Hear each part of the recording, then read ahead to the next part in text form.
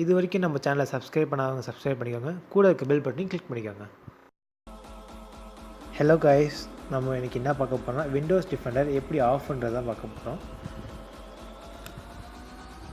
முதல்ல உங்கள் இதில் கண்ட்ரோல் பேனல் இருக்கான்னு பாருங்கள். அந்த கண்ட்ரோல் பேனலில் போய் கிளிக் பண்ணிக்கோங்க.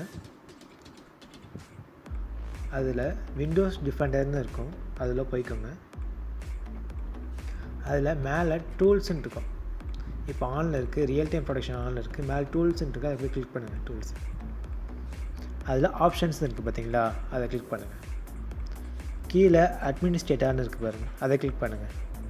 யூஸ் திஸ் ப்ரோக்ராம் இருக்குது பார்த்தீங்களா, அதை அன்டிக் பண்ணிவிடுங்க. இப்போது சேவ் கொடுத்தீங்கன்னா உங்களோட டிஃபெண்டர் வந்து ஆஃப் ஆகிடும். இது எப்படி ஆன் பண்ணுறதுனா ஒன்றும் இல்லை, இது இன்னொரு மெத்தட் இருக்குது, அதை சொல்கிறேன். சில பேர் இதில் வந்து கண்ட்ரோல் பேனல் இருக்காது, இருக்கும், இதில் ஹைடாக இருக்கும். அது ஒன்றும் இல்லை, ஜஸ்ட்டு விண்டோஸ் போங்க, அதை சர்ச்சில் டிஃபெண்டர்னு டைப் பண்ணுங்கள், DFENDER.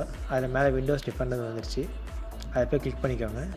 வந்துருச்சு பார்த்தீங்களா, இப்போ ஆஃபில் தான் இருக்குது. நம்ம ஆன் பண்ணுறது click here to turn it on. அதை கிளிக் பண்ணிங்கன்னா உங்களுக்கு டர்ன் ஆகிடும்.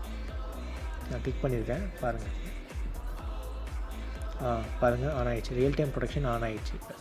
இப்போ டிஃபெண்டர் வந்து ஆஸ் யூஷுவல் வந்துச்சு, ஆனில் இருந்துச்சு. போய் பாருங்கள், ஆப்ஷனுக்கு போங்க.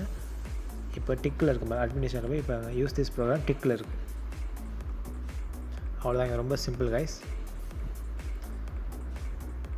தேங்க்ஸ் ஃபார் வாட்சிங். மறக்காமல் சப்ஸ்கிரைப் பண்ணிடுங்க கைஸ்.